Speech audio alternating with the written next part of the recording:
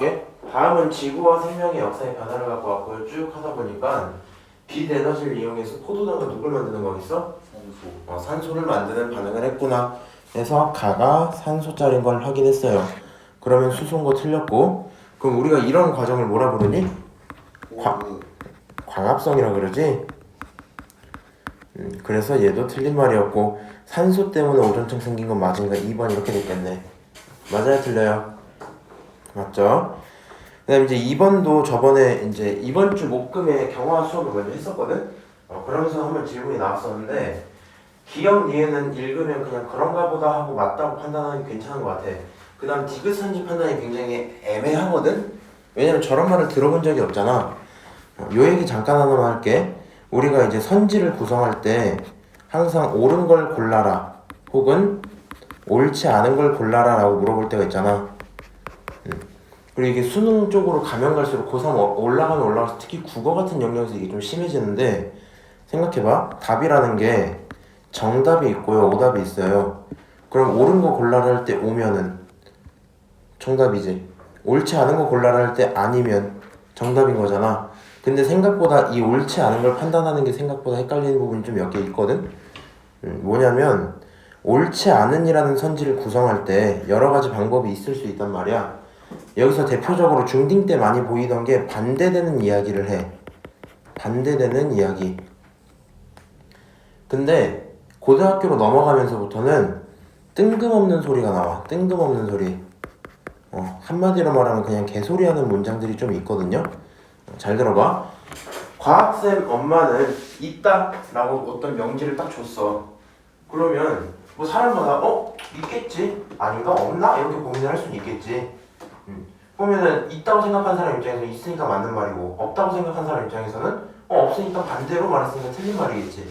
그래서 차라리 그런 정확한 명제들을 판단하기 편한데, 뜬금없는 소리라는 거야. 과학쌤 엄마의 성함은 박금자다.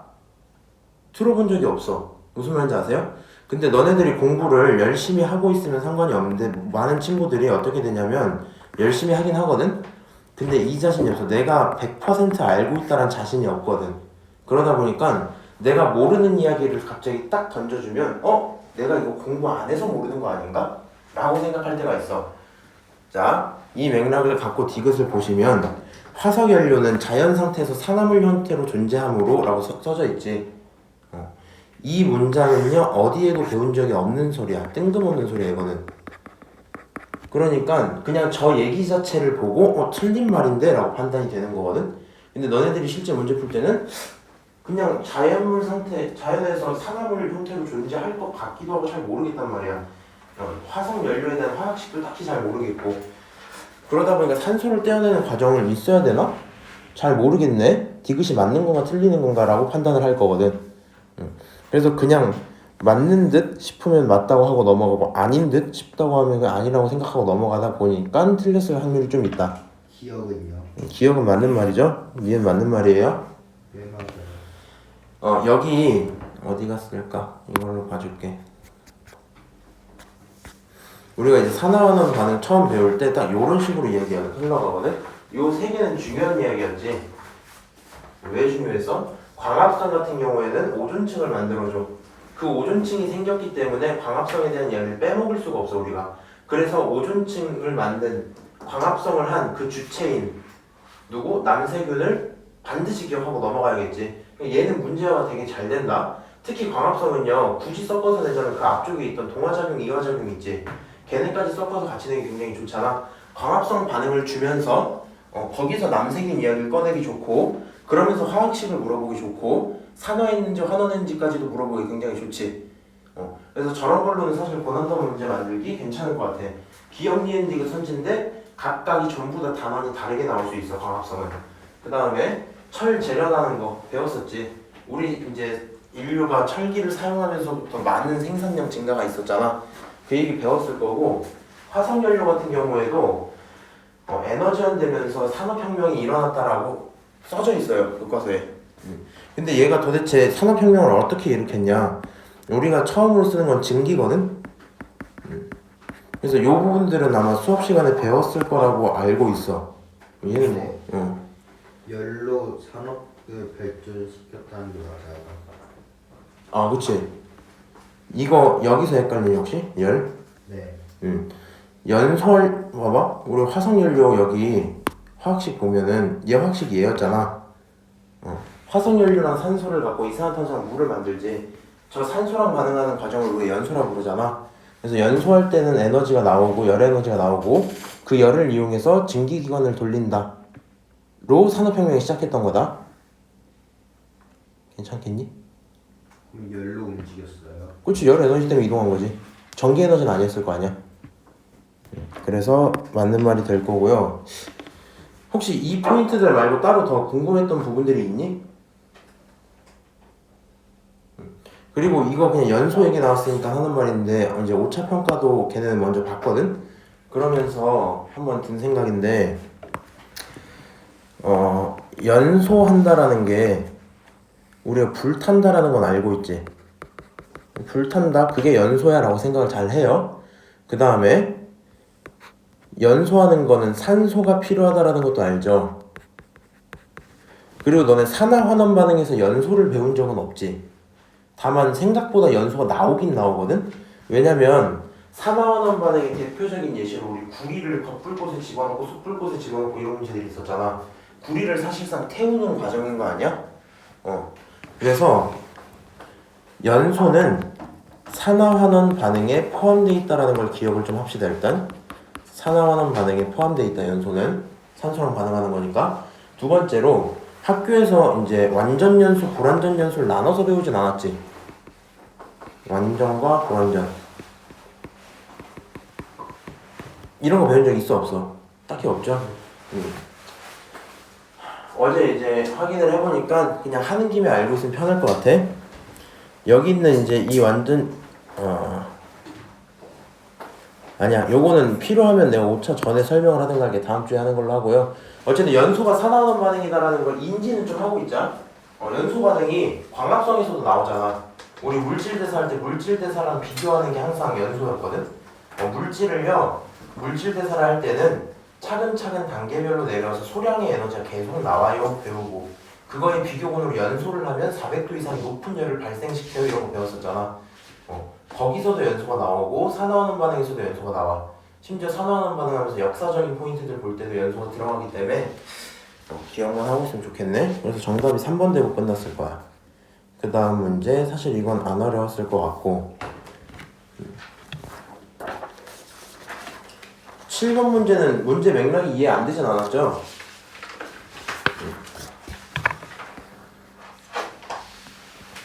그러니까 실제로 이제 시험을 보다 보면은 이런 식으로 갑자기 내 입장에선 새로운 상황이 주어질 때가 느껴질 수 있거든.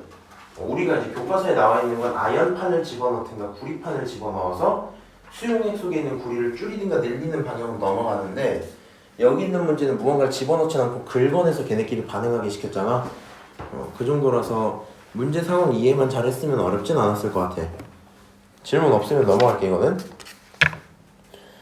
19번. 그 전 건 딱히 없죠. 11번, 12번은 어땠어? 사실 이제 12번은 내가 염을 써놓긴 했는데 기억 때문에 틀린 친구면 맞다고 칩시다. 만약에 내가 니은 디귿은 선택을 했고 기억을 몰랐어. 그 정도는 맞다고 좀 감안을 하고 넘어갈게요. 정답은 기억 니은 디귿이었지? 딱히 없을 것 같고요.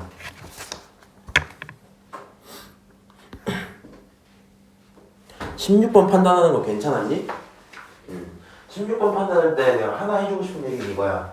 가로 넘어가서 보면 지금 이제 중화 반응이 일어난 건 알겠어. 근데 A라는 물질이 어쨌든 나에 들어있었을 거거든. 확인을 해보면 그렇게 나오거든요.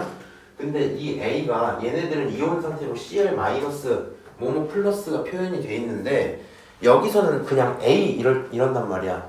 그래서 간혹 가다가 좀 생각을 어렵게 하는 친구들 입장에서는 저 A가 공유결합 물질인가? 그래서 지금 이온 표시가 안 돼 있는 건가? 라고 고민을 할 때가 있거든.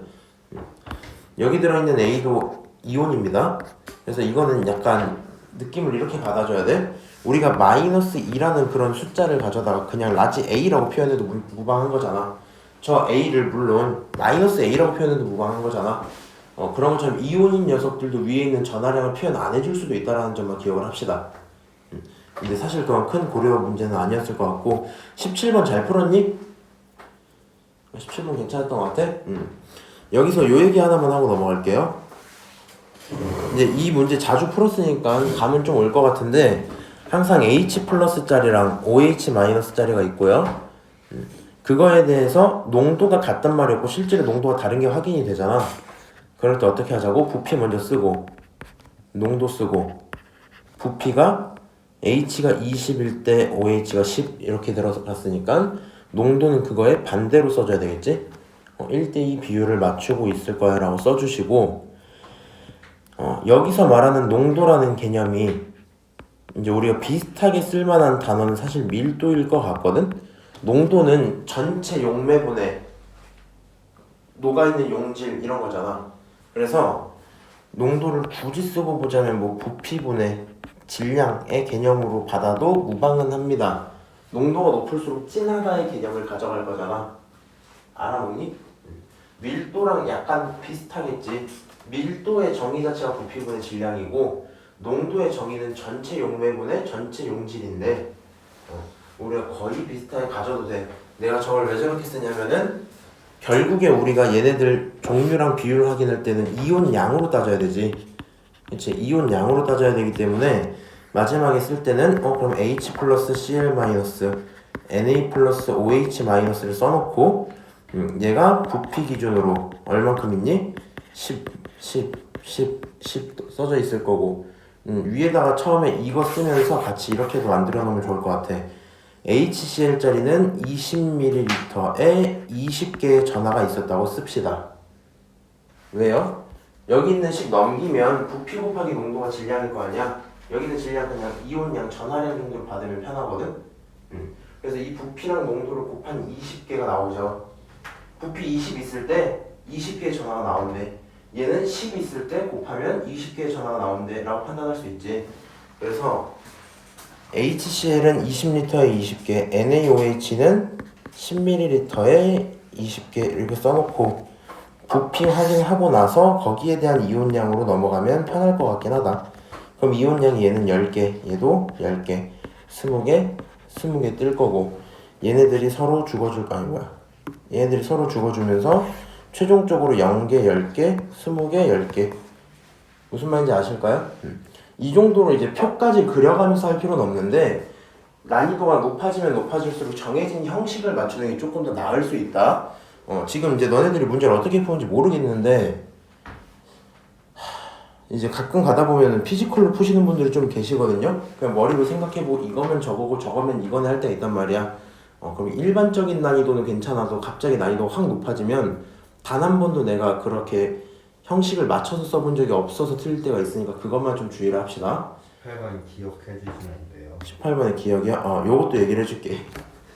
요거 혹시 몰라서 이제 쓰는 건데 머리카락으로 막힌 하수구 뚫는 거 있잖아. 너네 머리카락이 저기 뭐 케라틴 성분이나 이런 것까진 모르더라도 하수구를 뚫기 위해서 쏟는 거는 연기성이 있는 것까지는 확인할 수 있을까? 그냥 우리 몸을 녹이는 데는 연기가 짱이야 이렇게 생각하면 편하거든요. 그래서 여기 있는 A가 일단 염기인 건 확인이 됐어야 돼. 그 다음 속이 쓰릴 때로 써져 있긴 한데 B를 복용한다. B는 제산제겠지. 제산제고 얘도 누구야? 염기성이죠.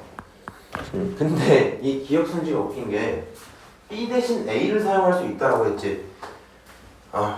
이제 학교에서 사실 저 문제가 제대로 나오려면 강산, 강염기, 약산, 양염기의 구분을 조금 더 지어줬으면 좋았을 것 같긴 해.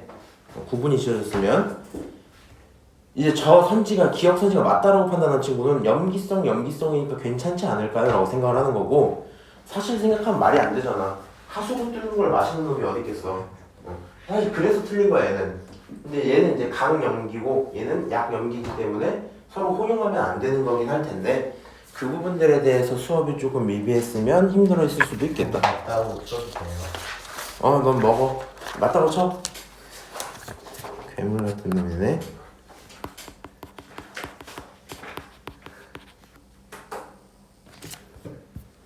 됐고요. 19번도 조금 헷갈릴 만한 부분은 항상 4번, 5번 선지 정도인 것 같거든? 문제를 읽고 나면은 가는 현재였고 나는 과거였는데 요즘에는 여기 모여 살고 옛날엔 퍼져 살았네. 그래서 1, 2, 3을 읽어보면은 말도 안 되는 소리인 거 확인할 수 있을 것 같아. 근데 이제 4번, 5번에서 고민이 드는 포인트가 결론적으로 산호가 이동한 건 맞죠? 산호가 살고 있는 곳이 전부 다 모여버렸잖아. 그러니까 4번에서 극지방에서 적도지방 쪽으로 이동을 했다? 그런가? 정도로 생각을 하게 될 수 있어. 그 다음에 5번은 대륙이 이동함에 따라 산호 화석이 이동을 했다. 딱히 사실 그런 얘기 들어본 적은 없거든? 그치? 그치만 또 그것도 그런가 보다 싶기도 하단 말이야. 여기서 정답은 5번이었고 판단할 때는 기준이 이렇게 될 것 같아. 일단은 굳이 나한테 고생대를 줬잖아. 고생대 이후에 이렇게 변한 거지. 우리 고생대 말에 무슨 일이 있었죠? 판게아가 형성됐지. 그래서 그 전까지는 전반적으로 산호가 살기 좋았을 수 있는데 판게아가 형성되면서 산호가 살던 지역들이 좋은 곳들이 전부 다 바뀌었겠구나. 그래서 지금 현재처럼 살게 된 이유는 대륙이 이동한 이유이겠구나 라고 생각하면 좋을 것 같고, 이동함에 따라서 지역이 같이 이동했는지에 대한 고민이 있을 수는 있겠지만 사실 이제 뭐 산호 생각해보면 풀이거든? 크게 생각해보면 풀 같은 좀 그런가? 어쨌든 바다에 사는 거 아니에요? 바다에 사는 풀 같은 거지. 근데 어쨌건, 대륙이 이동해도 그냥 바다에 사는 거니까. 아니야. 그 대륙이라는 거를 야 왜 그래? 우리 옛날에 배울 때 해양판, 대륙판 이런 거 배웠지. 판 안에 그냥 바다도 다 포함이야.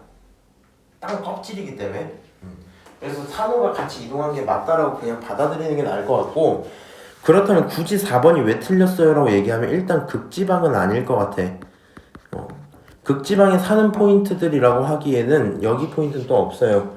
그래서 일단 극지방에서 아니지 않나? 라고 생각할 수 있을 것 같고, 또 산호가 이동했다라는 문장도 사실상 조금 어색할 수 있다. 나무가 옮겨갔다 이런 거거든? 누가 옮겨준 거면 모르겠는데 쟤네들은 좀 약간 이제 아리까리하게 낸 것 같긴 하다. 3번도 헷갈릴 만한 문제 아니에요? 아니에요. 요거는 말이 안 돼. 혹시 3번 찍은 친구가 또 있니? 없어요? 이제 산호는 대표적인 무슨 화석이야? 시상화석이지. 그래서 시상화석을 볼 때 우리가 일단 기본적으로 깔고 가는 전제가 뭐라고? 지금이랑 비슷하게 살았겠지를 전제로 깔고 가잖아. 옛날엔 조금 더 차가운 데 살았을 거라고 하면 얘는 애초에 시상화석이 될 수가 없어. 근데 나 보면은 90도에서도 살잖아요. 근데 저 때는 전반적으로 온난했을 수 있잖아. 전체 기온이. 근데 그래도 극지방은 햇빛을 잘 안 받을. 햇빛을 잘 안 받아도 저 때는 저 온실효과가 훨씬 더 강할 수 있잖아. 근데 실제로 강했거든. 강했어요. 그거 조금 이따가도 한번 봐줄게. 됐고요. 근데 20번은 다 괜찮은데 다 같은 거 판단은 괜찮니? 20번에 다?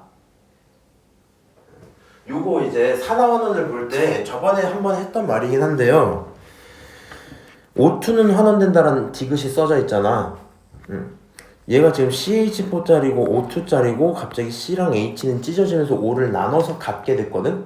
O를 나눠서 갖게 됐거든? 이게 가끔 가다 보면 헷갈려. 어떤 부분이 헷갈리냐면 산화랑 환원은 대상이 누구야? 산소. 아니 산소가 대상이야? 그건 주체야. 산화 환원 반응이 주체고. 전자. 전자도 주체야. 산화 환원은 반응이다 보니까 어떠한 뭔가 물질이 아니고 전에 있던 게 나중으로 변했어요를 보여주는 게 산화 환원이잖아. 근데 그러다 보니까 주체는 항상 앞에 있었던 녀석 기준으로 봐. 반응물 기준으로. 자, 저는 CH4로 있었는데요. 얘가 지나면서 이렇게 변했잖아요.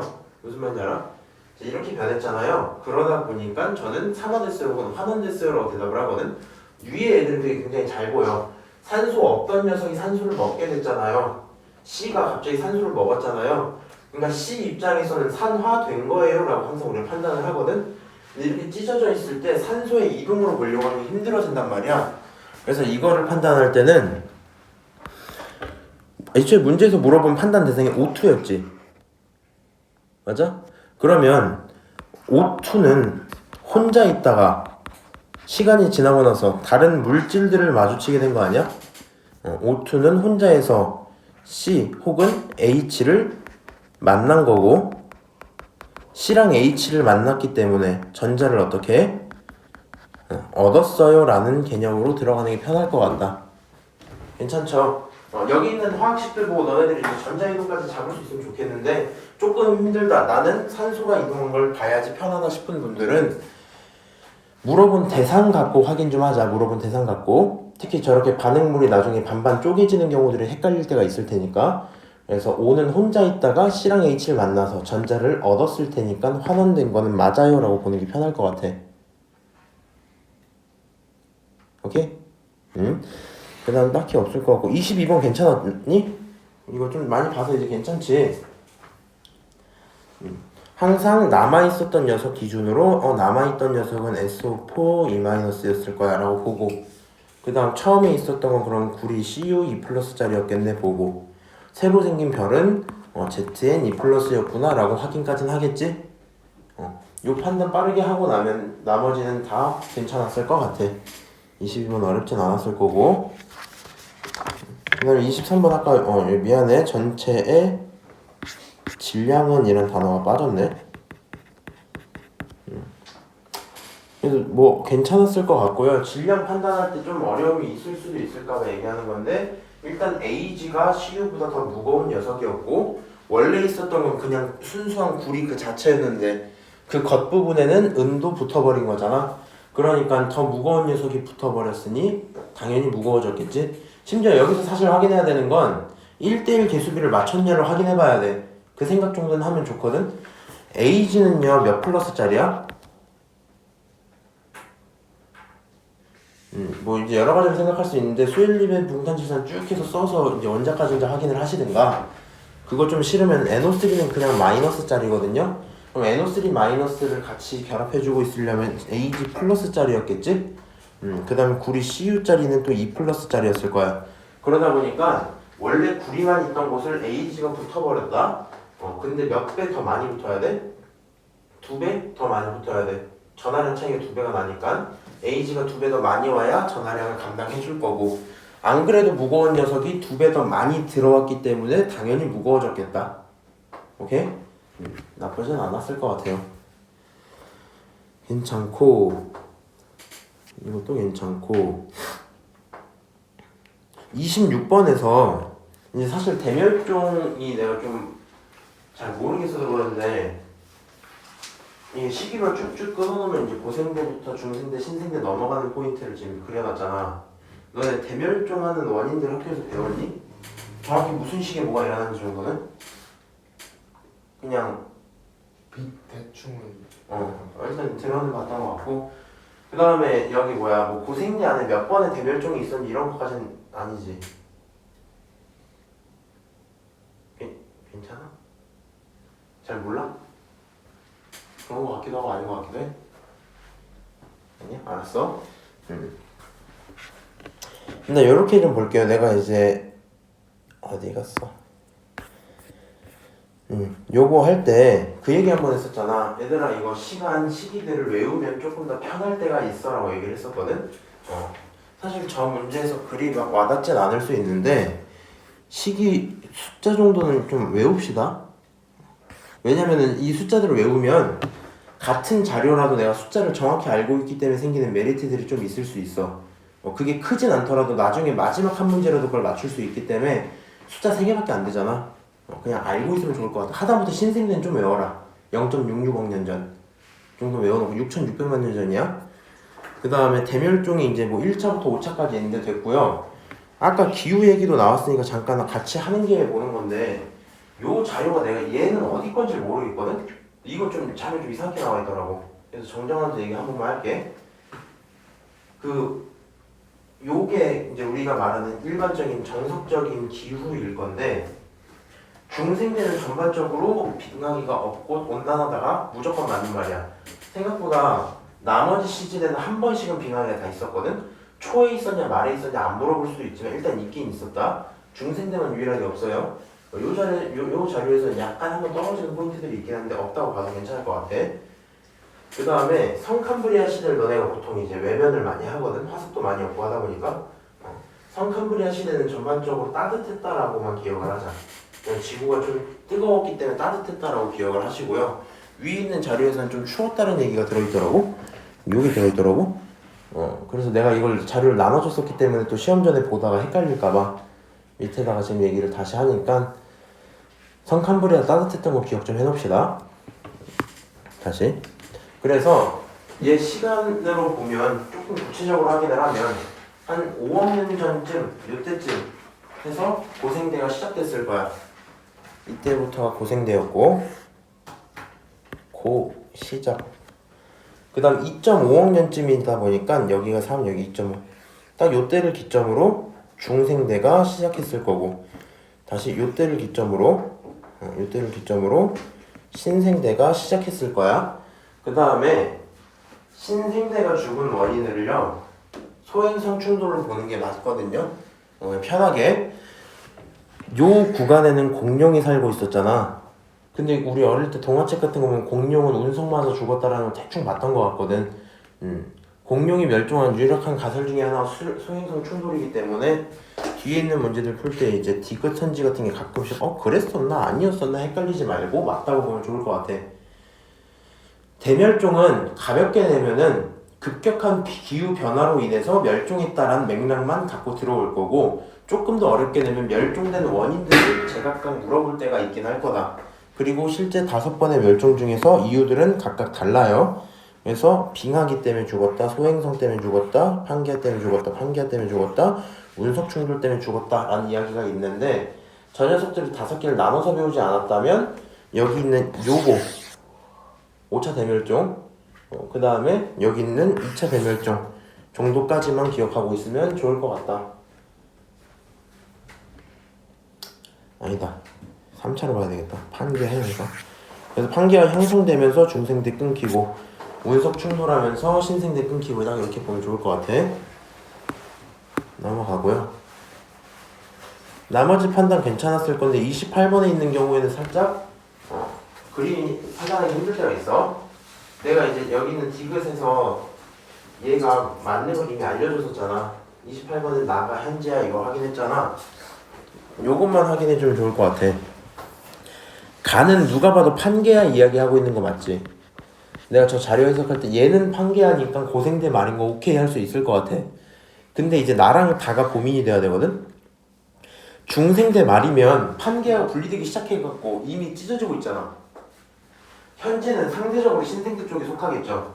그래서 우리가 중생대랑 신생대를 그림을 보고 판단하는 게 좀 헷갈릴 때가 있거든? 사실 그걸 판단할 때 제일 좋은 포인트는 얘가 얼마나 떨어져 있느냐를 보면 좋을 것 같고 사실 이제 너네들이 이걸 볼 때 상대적으로 그냥 우리 지구본을 알고 있으니 판단하기 쉽지 않을까 할 수 있지만 저 그림들이 생각보다 헷갈릴 때가 있어. 저 2개는. 그래서 이 부분이 많이 떨어져 있으면 있을수록 현대에 가깝다라는 판단만 할 수 있으면 무방할 것 같다. 신생대는 뭐 나머지는 아까 여기서 쭉 써놓고 있던 얘기 있기 때문에 히말라야 이거는 그냥 신생대 이야기하고 있는 거라서 나시기에 신생대 맞아요 라고 보면 될 거고요. 그 다음 해안선 길이 한 번씩 물어볼 때가 있는데 가보다 나가 더 긴 건 맞죠? 다 찢어져 있으니까 판단은 이렇게 될 거였어. 그래서 사실 니은 판단은 안 되더라도 기억은 판단이 좀 됐으면 좋을 것 같아. 판계화로 되어 있으면 전체 판이 겉에만 해안선이 일어날 테니까 그걸 잘게 찢어놨으면 해안선 당연히 길어졌겠지. 저기서 히말라야가 어디 있는 거예요? 히말라야 산맥은 여기에 분포하고 있다. 그럼 저거 이미 다 때부터 부딪혔는데 다 때부터 형성돼 있는 거 아니에요? 얘는 따지고 보면 이쪽에 있는 애랑 뭐 다른 애랑 부딪힌 거야. 이건 신생대 일어난 게 맞아. 아직도 계속 지금 부딪히고 있어. 다 때부터. 그러니까 이때부터 시작해 이렇게 부딪히고 있는 거라니까. 그럼 다 때 형성된 거 아니에요? 아니 그때부터 부딪히는데 제가 부딪히는 시즌을 아직도 하고 있어갖고 학자마다 이제 뭐 6천만 년 전이다, 3천만 년 전이다 뭐 이렇게 나눠서 볼 때가 있거든. 6천만 년 전쯤이면은 대충 0.66억 년이 신생대 시작이잖아. 그래서 딱 저때쯤이라 그냥 봐도 무방할 것 같아. 그래서 자료 해석할 때 저 포인트로 보지 말고 요 녀석으로 보라고. 이 녀석으로. 현대는 이렇게 지금 모여있진 않아. 오케이? 넘어가고요.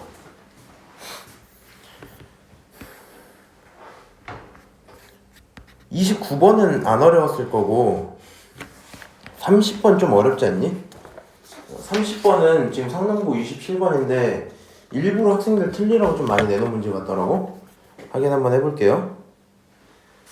요게 지층을 A부터 E까지 줬어. 근데 발문을 잘 읽지 않으면 무슨 고민이 드냐면 도대체 어디가 고생대를 끊고 어디가 신생대를 끊어야 되는 거지? 순서상 A부터 E겠지라고 생각할 수도 있지만 조금 더 꼬아서 생각하는 친구들은 E부터 A까지지 않나라고 볼 때가 있단 말이야. 사실 그렇게 줘도 무방한 거잖아. 지층이 어디부터 퇴적된 수인지 모르잖아요. 그렇죠? 그래서 발문을 잘 읽어야 된다. 발문은 성캄브리아 시대부터 중생대까지지. 그러니까 저 지층에는 애초에 신생대가 들어있을 수 없죠. 그렇게 돼 있을 거고 모두 바닥이원 퇴적층이다라는 이야기까지 써져는 있단다. 자, 한번 봅시다. 일단 지층 D2에서 화폐석이 발견될 수 있다 이렇게 써져 있지. 틀려요. 이 말은 일단 틀린 말이야. 근데 이제 원인 찾는 건 괜찮을 것 같은데 이 문장이 나타내는 굉장히 교묘한 포인트들이 뭐냐면 화폐석이 발견될 수 있다가 이 문제에서는 왜 틀렸어? 신생대가 없는데 어떻게 화폐석이 보여요? 판단을 할 거 아니야. 그치? 근데 간혹가다 이제 저게 신생대까지로 바뀌면 저 문장이 그래도 틀릴 수 있는 포인트가 바닥이원 퇴적층 때문에 그래. 화폐석은 어쨌든 바다에 있는 거다 보니 화폐석이 어디 사느냐를 물어보게 되는 문제로 바뀔 수도 있긴 하거든. 물론 학교에서 다룬 적이 없으면 안 나오긴 할 거다. 화폐석이 어디 사는지 배운 기억이 없으면 안 나오긴 할 거야. 그래서 화폐석이라고 이제 구체적인 예시를 주는 이유들이 그런 부분에서 온 것 같고 발문 안 읽은 친구들은 어디서부터 어디까지인지 판단하기 힘들었을 수는 있겠지. 그 다음에 이제 상대적으로 볼 때 아래서부터 빨렸다라고 일단 일반적으로 생각을 하는 게 맞을 것 같고요. 그럼 우리가 이제 성캄브리아 그 다음 중생대 뭐 고생대 중생대 나눠서 볼 거 아니야. 선을 굳이 긋자라고 하면은 여기 사이에 긋는 게 일반적이겠다. 왜요? 시대가 변했기 때문에, 그러니까 지질 시대를 구분하는 이유 자체가 급격한 생물종의 변화잖아. 그치? 2개 살다가 갑자기 많은 녀석들로 늘어났지. 그러다 보니까 A랑 B 사이에서 경계가 있었던 건 확실할 거고, 그 다음 사실 이제 CD 사이인지 D 사이인지 좀 고민을 해볼 수 있겠거든. 근데 굳이 이야기를 하자면 새로운 게 생겨난 포인트 그리고 2개나 멸종한 이 포인트 CD 사이에서 지질 시대가 바뀌지 않았을까? 라고 생각하는 게 일반적일 것 같다. 그래서 표준 화석으로 가장 적합한 화석은 마이다 라고 했는데 표준은 누굴 알려주는 거야? 시기를 알려주는 거지. 언제 살았는지. 근데 마가 저렇게 오래 살아버리면 잘 모르겠죠. 그래서 얘도 틀린 말이 되고요. 이걸 A, B랑 CD 사이를 관계로 할 때 세 개의 지질 시대로 구분할 수 있다? 맞는 말 해서 디귿난 맞는 말이 됐었어. 혹시 괜찮을까? 이해 안 되는 부분이 있니?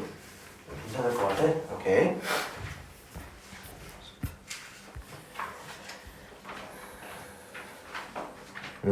그 다음에 이제 31번은 약간 변형한 문제였던 것 같은데 옳지 않은 거 골라야 되지.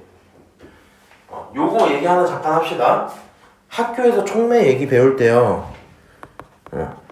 저번에도 한번 얘기했지만 이제 정촉매랑 부촉매로 나눠지는 게 있었지. 정촉매랑 부촉매. 정촉매는 반응을 빠르게 하는 거, 부촉매는 반응을 느리게 하는 효소야. 근데 안 배웠으면 기본적으로 촉매 이야기가 나오면 무조건 정촉매로 보는 게 맞다. 선생님 저희 학교는 정촉매, 부촉매 얘기를 들은 적이 없어요. 그러면 일단 기본적으로는 정촉매라고 받아들이는 게 맞아요.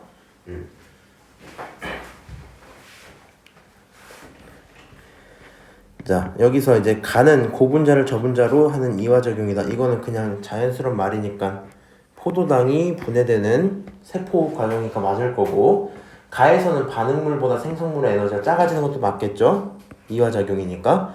그 다음 40도 내외의 온도에서 이 포인트는 가끔씩 이제 이렇게 생각하는 친구들이 있어서 하는 말이야. 쌤, 제가 알기로는 단백질이 40도부터 변성되거든요. 우리 몸 40도 넘으면 죽잖아요. 그러니까 40도 내외라고 하면은 틀린 말 아니에요. 37.5도라고 36.5도라고 하는 게 맞지 않나요? 라고 할 수 있는데 어쨌든 내외다 보니까 이 정도는 맞는 범위라고 봐줄 수 있을 것 같아.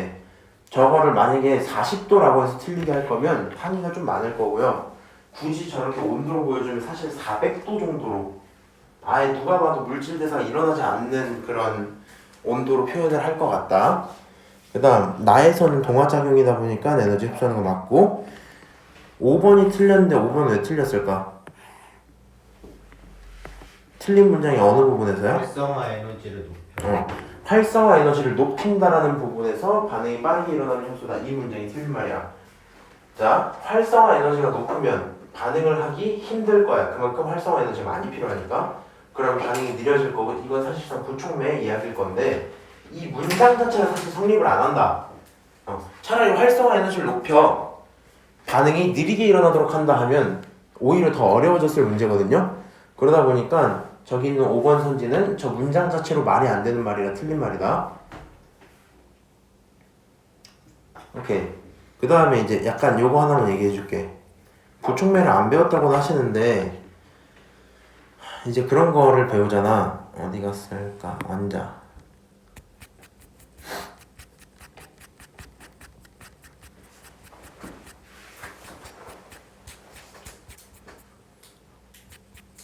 어디 갔지? 이제 우리가 효소를 배우다 보면은 효소에 대한 특징들을 배우고 거기에 뭐라고 써져 있냐면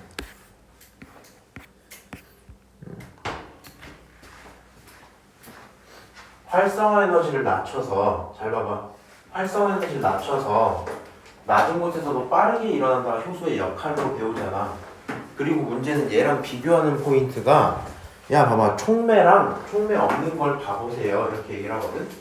촉매 있는 포인트에서는요 단계적으로 내려가고 촉매 없는 포인트에서는 어떻게?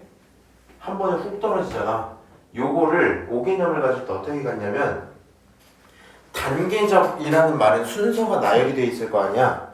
단계적으로 반응한다 소량씩 반응한다 이런 거는 순서가 나열돼 버리기 때문에 너네는 세포호흡과 연소 중에 연소가 훨씬 더 급격하고 빠르다라고 받아들이거든요.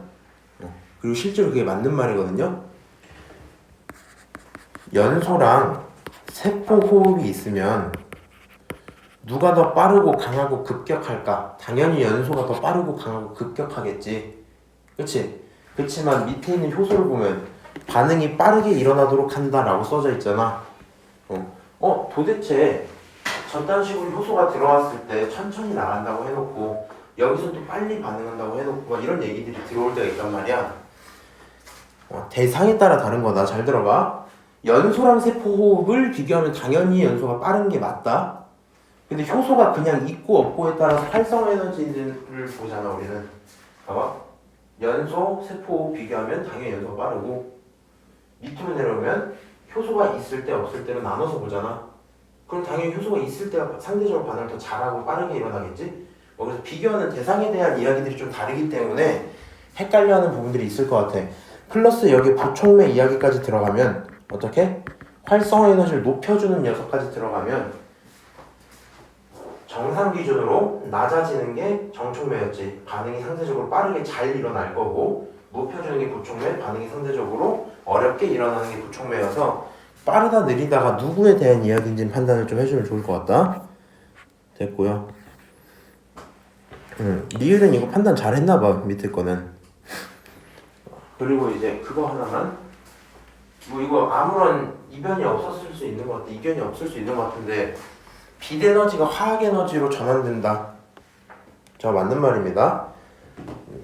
이제 우리가 흔히 얘기하는 화학에너지를 크게 다루진 않았잖아 지금까지. 중학교를 졸업하면서 지금까지 쭉 봤을 때 빛에너지, 전기에너지 많이 다뤘거든? 우리 중2 때 전기자기 이런 것도 배웠었잖아 그치? 여러 가지 하면서 전환들 막 배우긴 했는데 화학에너지는 왜 화학에너지 정확히 모를 때가 있거든? 여기서 말하는 화학에너지라는 건 분자 간 결합을 통해서 전 에너지를 저장할 때 화학에너지로 저장된다 라고 생각을 하면 좋을 것 같다. 그래서 가과정 중에서는 작은 녀석을 묶어버리면서 그 과정 중에 에너지를 저장한다 라고 보면 좋고요. 아까 전에 이야기했던 ATP도 그런 맥락이야. 이거는 그냥 추가적인 서술이나 들어봐. ATP라는 녀석은 ADP로 바뀔 거거든. ADP. 요거는 몰라도 되는 얘기 맞아요. 이렇게 나왔다니까 조금 더 해주는 얘기인 거야. 얘가 이제 여기는 T가 트리플, 얘가 더블이야. 그러니까 원래 이렇게 3개씩 묶여 있었는데 그 중에 하나만 똑 떼가지고 냅두는 거야. 그러면 얘를 결합하고 있었던 그 에너지만큼은 방출될 거 아니야? 요 정도 양이 우리 몸에서 쓰기 굉장히 좋았던 거야.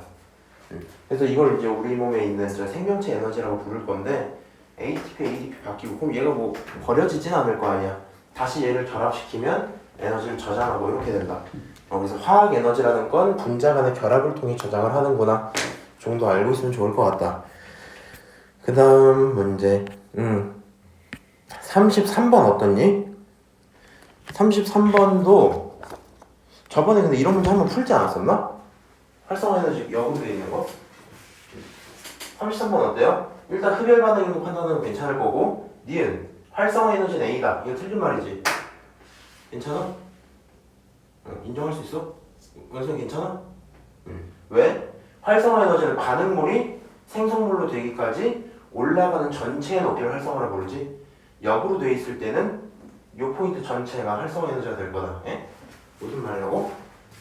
편하게 생각하면 반응물 기준 시작할 때 기울기가 0이야. 그리고 생성물이 될 건데 생성물이 되기 위해서 다시 기울기가 0까지 가는 그 포인트라고요. 그러다 보니까 여기서 여기까지 올라가야지만 그제서 반응이 일어날 거고 그 전체 범위를 우리는 활성화 에너지라 부른다. 대부분은 역으로 보기 때문에 이렇게 나오면 좀 헷갈리는 부분들이 많겠죠.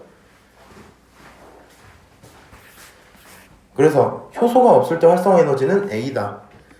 효소가 없을 때 이 높이 자체는 맞겠지만 A가 아니라 얘가 틀렸고 정확히 표현하려면 A 플러스 C가 활성화 에너지라고 표현하는 게 맞을 것 같아. 근데 또 디귿이 생각보다 어려워. 왜? 감소하는 에너지의 크기를 물어본 거잖아. 감소하는 에너지 크기. 처음은 C에다가 A를 더한 만큼, 나중에는 C에다가 B를 더한 만큼이지. 그러면 감소한 양을 보려면 나중 빼기 처음 하면 되는 거 맞지? 그러다 보니까 나중이 B 플러스 C고요. 처음이 어때? A 플러스 C야. 그래서 나중에서 처음을 빼버리면 또 B차 A가 남거든? 그래서 이게 싶을 수 있는데 에너지의 크기를 물어봤으니까 B차 A든 A차 B든 똑같다고 봐도 무방할 것 같다. 그래서 기억 디귿이 맞을 것 같고요. 효소 작용하면 C가 작아진다. C는 작아지지 않을 거야. 전체 반응물의 에너지의 양이니까. 참고로 디귿에서 얘들아 이거 B차 A랑 A차 B 갖고 답을 틀리게 하는 경우는 좀 심하거든 사실. 무슨 말인지 아세요? 에너지는 B차 A인데 A차 B다 써놓고 맞네 했다가 틀리게 하는 그 정도는 좀 심한 문제라고. 그 정도까지는 안 나올 거고 이렇게 나왔던 어쨌든 C는 둘 다 똑같이 갖고 있으니까 얘네 둘의 차이만큼만 있을 거야 라고만 받아들이면 무방할 것 같아요. 오케이? 34번 맞췄니 틀렸니? 틀렸어요. 34번 좀 꼭 체크 좀 해줘. 너네 시험이 이제 어느 정도 난이도로 나올지 모르겠지만 생명체 이제 효소 파트에서 딱 이 그래프 문제가 반드시 나오는 게 맞아. 이걸 딱 어렵게 줘야 여기서 이제 1, 2등급을 갈라줄 수 있는 문제들이 생길 거거든. 그러니까 이제 화학으로 따지면은 우리 이제 모형 주는 거, 그래프 주는 거, 표 주는 거, 산, 염기, 중화 반응하는 거 있잖아. 그런 문제들과 비슷한 난이도로 저게 나올 거기 때문에 열심히 연습을 좀 해야 될 것 같아. 자, 읽어봅시다. 가는 효소의 작용을 나는 효소에 대한 농도 변화를 나타낸 거래. 물질은 A, B, C 있어. A는 누구겠어? 효소겠지. B는 반응물이겠지. C는 효소랑 반응물이 결합한 상태일 거야. 일단 기억이 B겠구나 라고 판단하는 건 어렵지 않죠. 처음에 엄청 많았는데 점점 줄면서 사라져버리는 건 당연히 반응물이겠지. 그 다음 이제 니은과 디귿을 봐야 되는데 니은과 디귿 누가 A고 누가 C일까? 디귿이 C고 니은이에요. 그렇지. 디귿이 C고 니은이 A야. 어떻게 판단했어?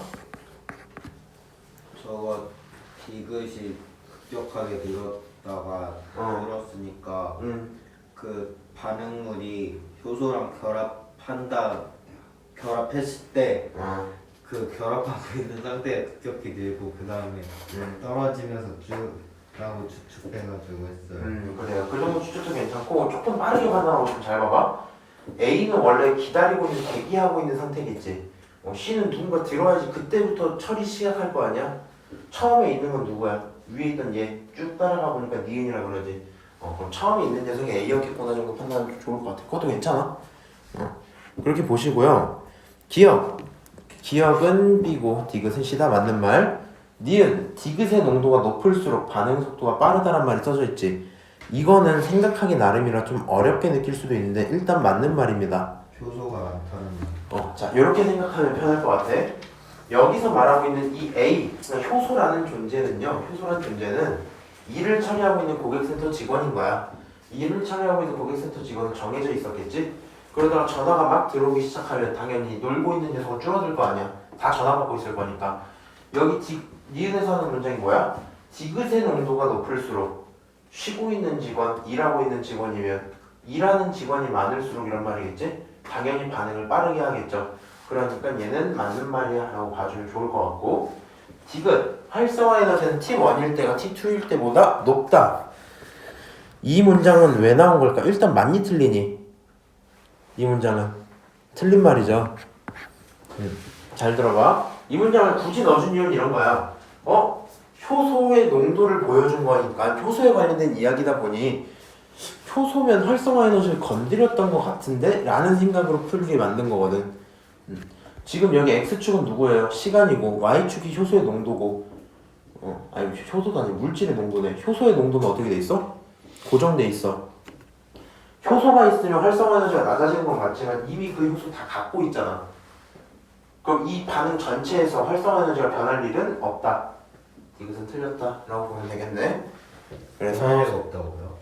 변할 리가 없다고요? 그치. 이미 효소는 들어왔고 그 효소를 갖고 시작하는 반응이잖아.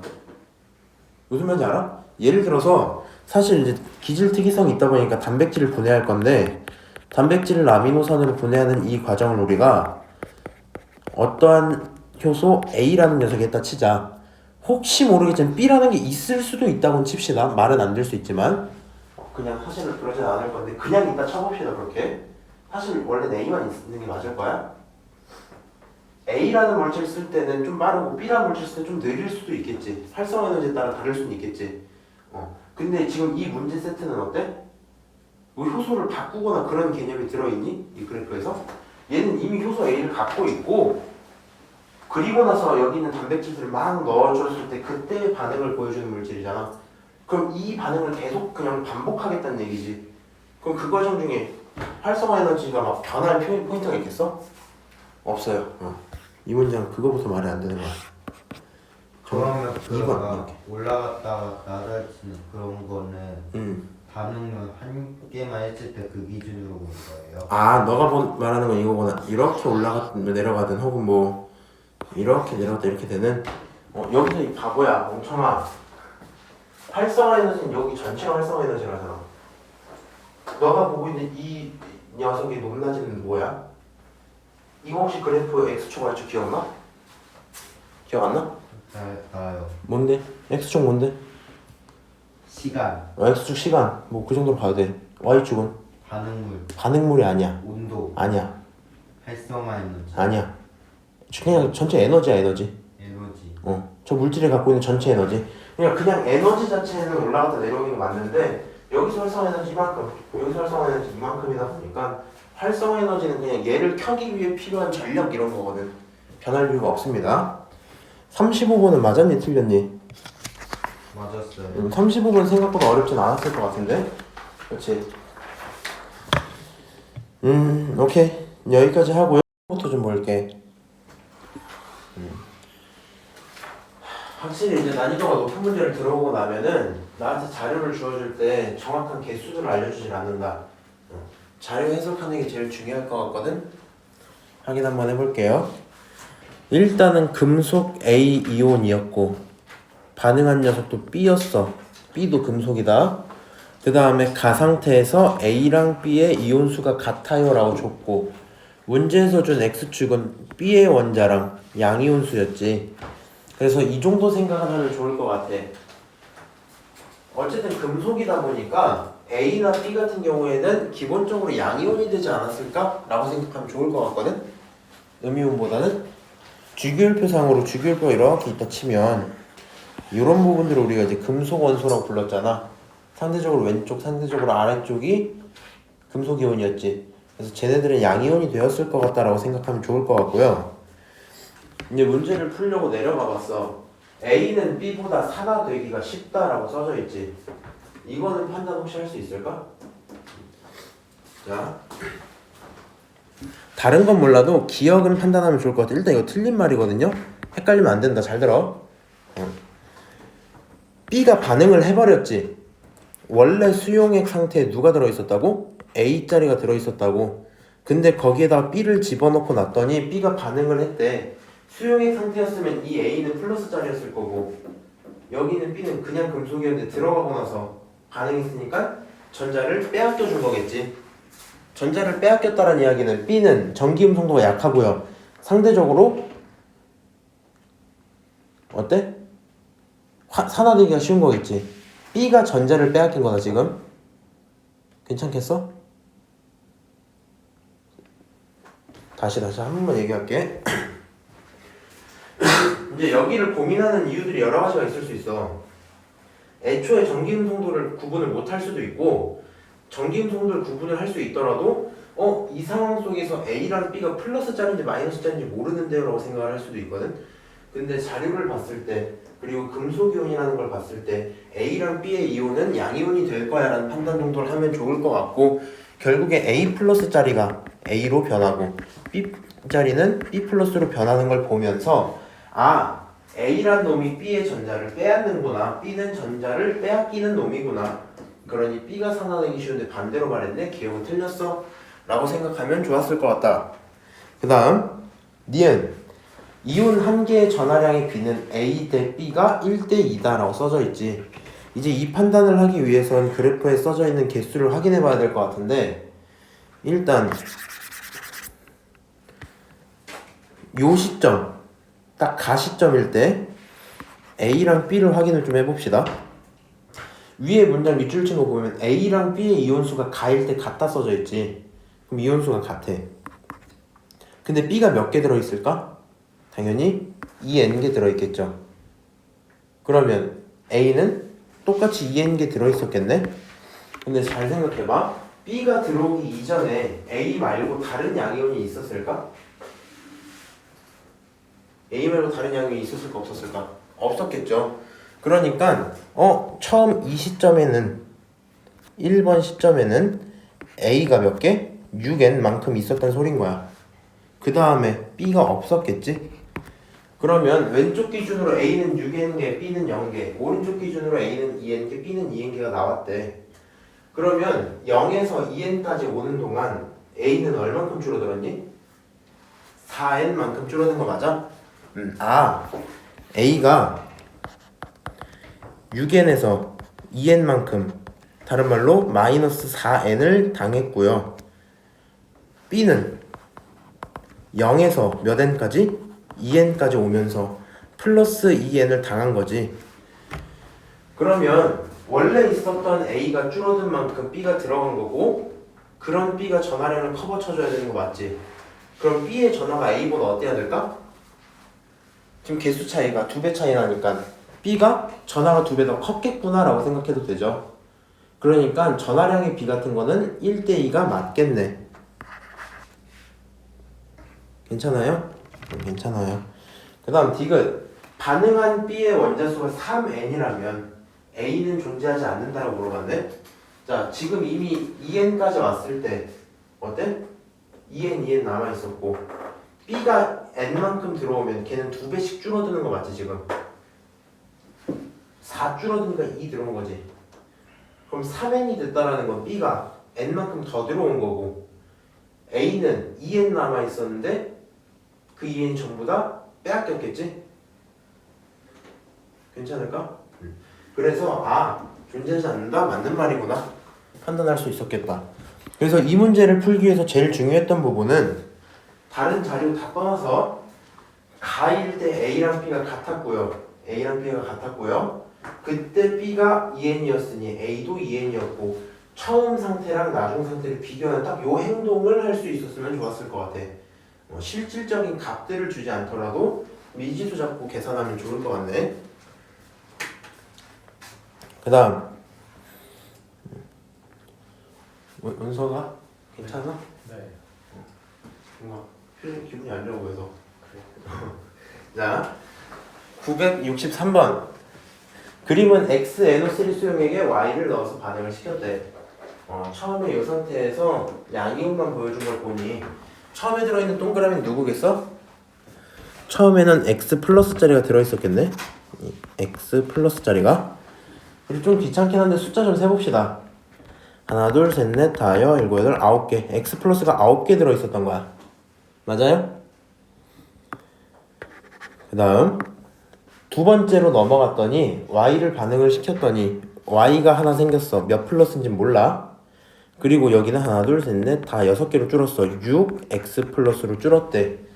이렇게 표시를 하면서 자연스럽게 알아야 되는 건 여기는 전화량이 플러스 9였어. 그럼 얘도 똑같이 플러스 9여야 되니까 Y는 몇 플러스야? 3 플러스. 아 Y는 3 플러스 짜리였구나 쓸 수 있겠죠. 그 이후로 갑자기 Z가 들어오면서 Y 3 플러스는 그대로 유지. Z는 몇 플러스인지 모르지만 3개가 들어온 상태였어. 그럼 결국 여기도 9 플러스를 만족시키려면 Z는 몇 플러스여야 돼? 2 플러스여야 되는구나 까지 쓸 수 있겠네. 이건 생각보다 괜찮았지? 그러면 Z 한 개의 전화량은 플러스 3이다. 틀린 말이 확인할 수 있을 거고 아마 니은 선지 때문에 틀릴 거거든? 헷갈릴 거거든? 자 Z를 넣으면 이응은 환원제로 사용된다. 산화제 환원제 안 배웠다고는 했지만 한번 설명은 했던 것 같아요. 환원제라는 말은 무슨 말이야? 이응은 일단 잠깐 이거 틀렸고 이응은 산화되느냐 이렇게 묻는 거지. 환원제는 산화시키는 녀석이 아니 환원시키는 녀석이니까 자기가 산화되는 애지.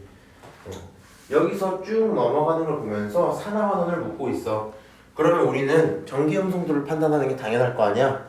근데 여기서 이제 팁은 아닌데 당연한 건데 이렇게 좀 합시다. 반응을 보통 3번에 걸쳐서 보여주거든. 그렇지? 그러면 중간에 들어온 녀석이 마지막까지 있으면 얘가 최약체인 거야. 중간에 들어온 게 마지막까지 있으면 최약체다. 그래서 Y가 제일 약해요. 뭐가? 전기 음성도가. 그 다음 X는 결국에 다 탈출해버렸지? X가 제일 강합니다. X는 Y든 Z든 상관하지 않고 전자를 빼앗고 도망간 애다. X가 제일 크고 그 사이가 Z. 그럼 이 녀석의 순서를 바꾸면 산화되기 쉬운 산화 경향성 정도로 표현할까? 이온화 경향성으로 표현해야겠다.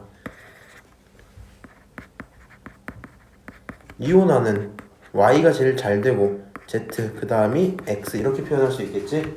그러다 보니 가상태 지금 X가 이렇게 있는 상태에서 Z가 들어오면 X가 Z를 때려서 전자를 뺐고 X는 탈출, Z는 전자를 잃겠죠. 그럼 Z는 산화되는 거 맞지? 산화된다? 맞아. 근데 얘가 또 환원제라서 또 산화되는 걸 알아서 틀렸던 친구도 있을 수는 있겠다. 그래서 얘는 산화되느냐 맞아요 라고 해서 동그라미 치면 된다. 563번 동그라미?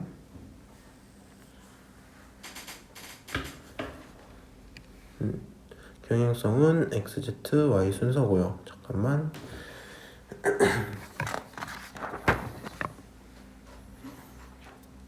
쌤 그럼 니은 맞아요? 아 이게 틀린 말이야. 틀린 말. 내가 지금 여기 어질어질하네. 이 친구가 산화되기 친구지. 동그라미가 잠깐만. Z가 들어서 Z가 동그라미를 탈출시켜준 거지. 그래서 Z는 전자 빼앗고 가니까 환원된 거고 이제 환원된 친구는 산화제를 한 거지. 그래서 얘가 틀린 말이었네. 지금 대상을 반대로 읽어버렸다. 쌤 동그라미가 환원제가 된다는 건 Z를 환원시켜준다는 거죠. 그치 그런 말이지. 동그라미가 환원제냐? Z를 환원시켜주냐? 그럼 본인은 산화되냐? 이렇게 물어본 거겠지. 대상 잘 파악하고 그 녀석이 어떻게 반응하는지 봐주면 되겠네. 그럼 디귿 나의 Y를 넣으면 Y가 산화된다. 나 상태에서는 이 상태네. 이것도 내가 가를 요거를 읽고 봤네. 요거를 봤었어야 했는데 어쨌든 상관없겠다. 나에다가 y를 넣으면 y가 산화될까 안 될까? y는 이온되기 굉장히 좋아하는 친구지. 그러니까 여기 있으면 z 다 탈출시키고 자기가 산화되겠네. 산화된다. 맞아요. 정답 2번 이렇게 됐겠네. 하고 넘어갔다가 잠깐만. 965번. 이제 이것도 한번 봐볼게. 나한테 어렵게 내려고 일부러 아무런 값들을 주지 않는 거야. 내가 어떤 임의의 값을 설정하는 거 싫어하는 거거든 지금. 그러다 보니까 미지수를 세워서 문제를 풀게 될 것 같은데, 수산화 칼륨 수용액이 처음에 있었고 같은 농도인 건 꼭 체크 좀 합시다. 농도는 좀 민감하게 받아야 될 것 같아. 그 다음 묽은 황산을 조금씩 추가를 했고 나중에 나와 있는 걸 보여주고 있다네. 자, 그럼 여기 있는 이온의 개수라는 건 K 플러스랑 OH 마이너스 개수가 있었을 거고, 나중에 점점점 추가되면서 누구도 같이 추가돼? H 플러스도 추가되고 SO4 마이너스도 E 마이너스도 추가됐었겠지? 이거 문제 이제 이렇게 풀어보자. 일단 기억 선지를 보시면 전체 이온 수비를 물어보잖아. 그리고 그 경우는 다른 곳에 대해서 물어보고 있지. 그래서 헷갈릴 수도 있으니까 이렇게 해볼까? 처음에 있었을 때 K 플러스랑 OH 마이너스 개수를 각각을 N개라고 쳐보자. N개, 얘도 N개 이렇게 쳐보자. 근데 K 플러스랑 OH 마이너스는 서로 같은 개수인 건 당연히 알 테니까 저렇게 잡는 것까지는 괜찮을 것 같아. 근데 얘네들이 반응을 하겠다라는 건 결국엔 H도 OH랑 어떻게 해줘야 돼? 똑같이 들어오겠다는 얘기죠. 자, C 상태에서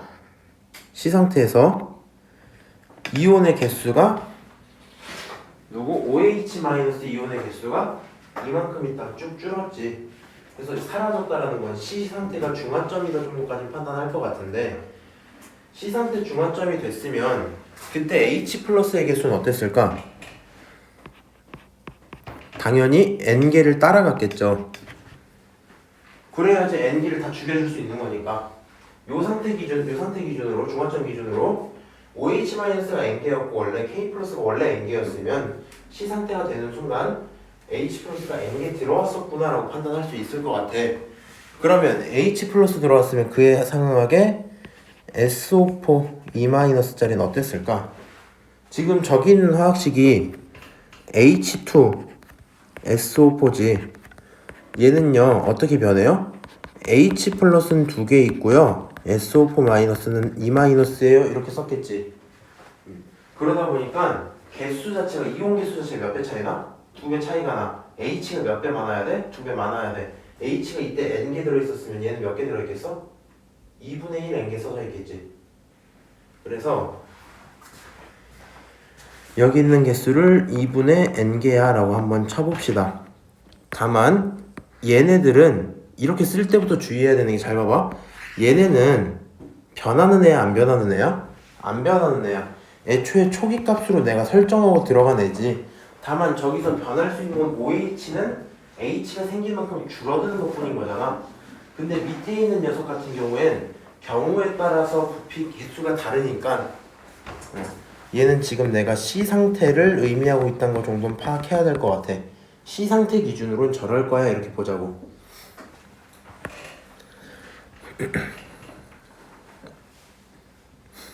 자, 그러면 여기서 물어본 A 상태랑 C 상태는, 자 A 상태 띵 쳐놓으면 이건 어떤 상황이야? 완전 초기 상태지. 그래서 내가 뭐 하려고 한 건 아니지만 A 상태는 초기다 보니 이 녀석들 아예 없고요. 결국에 얘 N개, 나머지 N개. 그래서 전체 몇 개였어? A는 2N개 나왔겠지. 얘네들이 추가가 안 됐으니까. 그래서 A는 2N개, C 상태는 얘 N개 유지, SO4 E-는 2분의 N개 유지. 얘네들은 반응했겠지. N개에서 C 상태에서는 다 사라졌잖아. 그러면 남아있는 건 K 플러스랑 SO4 E-일 텐데, 자 A에서는 4N개, C에서는 n개랑 2분의 1 n개를 더한 2분의 3 n개가 나왔었겠지? 괜찮아? 왜? 다시 조금만 천천히. A 상태는 초기다 보니까 원리들에 그냥 2개 더하면 돼. 2n개야. 4n개로 써서 그랬구나. 미안해. 나 깜짝 놀랐어. 어쨌든 초기 상태다 보니까 2n개야. 그 다음 C 상태에선 n 더하기 2분의 1 n개니까 2분의 3 n개일 거다. 그러고 나면 맞는 말이 되겠죠? 왜? 2대 2분의 3개는 결국엔 4대 3으로 갈 수 있으니까 4대 3이구나. 맞다. 그리고 이거 고난도로 갈수록 요거 비율은 조금 조심해. 3대 4인지 4대 3인지 이런 것들은 1대1만 상관없을 거다. 니은 디귿에서 H 플러스랑 K 플러스의 수는 같다 이랬지. 자, 이걸 하면서 자연스럽게 인지하면 또 좋을 거. 얘네들은요 반응에 참여해요 안 해요? 얍. 안 해요. 반응에 참여 안 해요. 다만 K 플러스는 처음 있는 양 그대로 유지, SO4 E-는 추가하면 추가한 대로 늘어난다 이런 상태지. 끊어놓고 잘 생각해보자. 부피가 띵 들어왔고 D 상태에서 K 플러스는 몇 개겠어?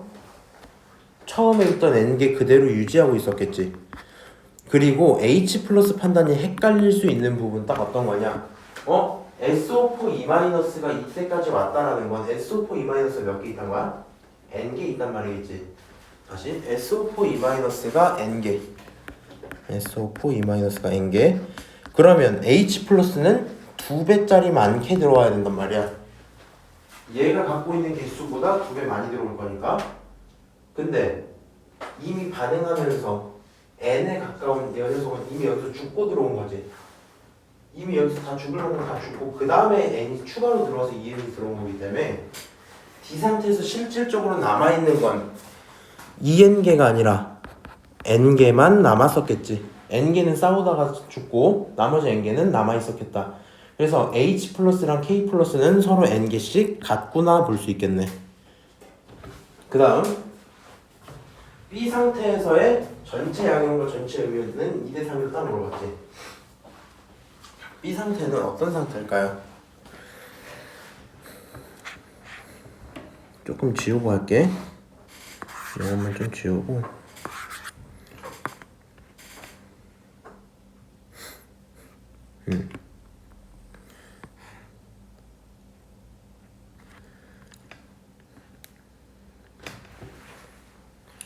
전체 양형은 이렇게 되고.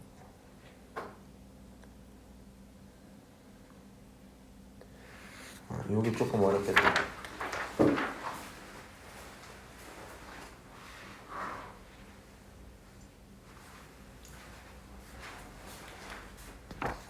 이건 이제 내가 추천하는 방법이 이런 거거든. 요 정도 개수 잡는 거 n개로 잡고 각각으로 보는 건 여기서 C까지는 어렵진 않잖아. 근데 이제 밑으로 내려왔을 때 뭐가 좀 힘들 수 있냐면 봐봐.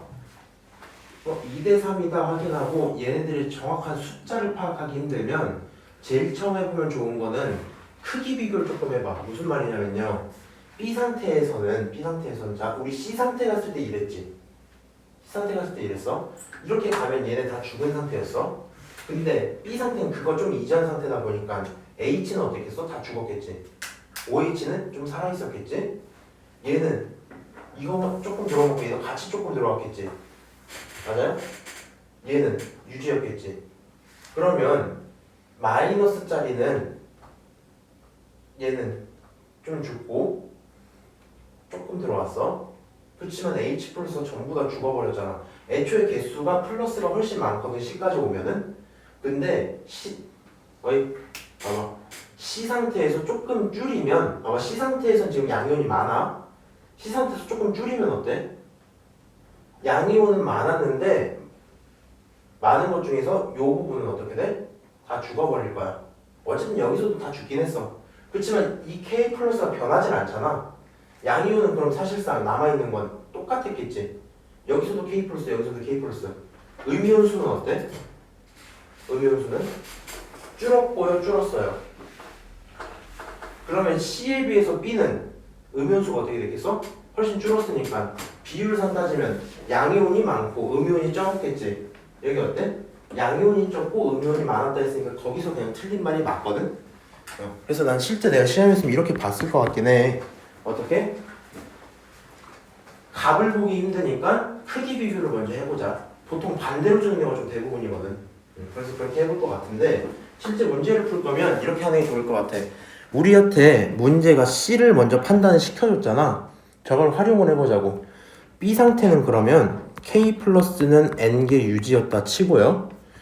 OH 마이너스도 N개였겠지. 그 다음 H 플러스가 조금 덜 들어왔을 테니까 N개에서 X만큼 좀 빠졌다고 쳐보자고. SO4 E 마이너스는 어때? 당연히 그럼 2분의 N개에서 이만큼 빠졌겠지. 이 녀석이 잘 맞다 이렇게 쓸 수 있겠지?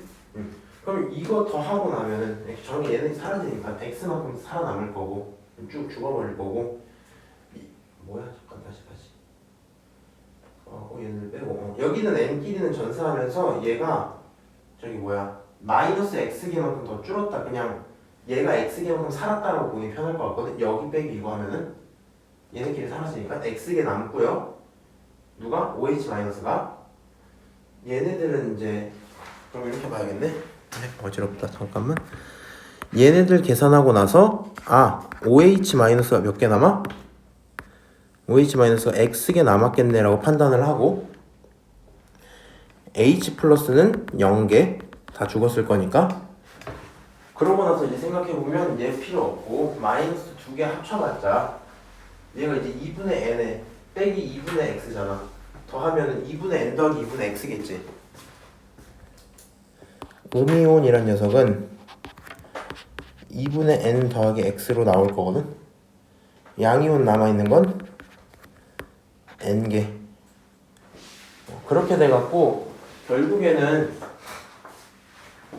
원래 2배 차이 났던 녀석인데 x만큼 더한다고 해갖고 이만큼 더 더한다 해서 크기 차이가 생기진 않을 것 같아 라고 봐주는 문제였거든요. 이 정도까지만 얘기를 할게. 그래서 965번에서 중요했던 포인트 같은 경우엔 일단 문제 풀 때 크게 봐야 되는 포인트 당연히 초기 포인트, 그 다음에 중화점 포인트 당연히 잡을 거고 잡을 때 나한테 실질적인 값 안 주면 n개다라고 설정하고 들어가는 건 괜찮을 것 같아. 다만 n개로 설정할 때 각각의 이온들의 비율 관계는 보고 들어가야 되겠지 당연히. 그리고 비율 관계 볼 때 헷갈리면 안 되는 게 A 상태에서 비율을 보는 건지 C 상태에서 비율을 보는 건지를 구분하는 것처럼 내가 보고 있는 녀석들의 관계가 애초에 안 변하는 애인지 양에 따라 변하는 애인지는 확인을 합시다. 추가로 쓸 때 어지럽지 않으려면 OH-랑 H+를 그냥 섞이지 않았더라면이랑 가정으로 보는 게 좋아.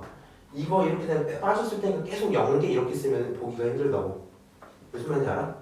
C 상태에서 실제로 있는 H+ 0개였잖아.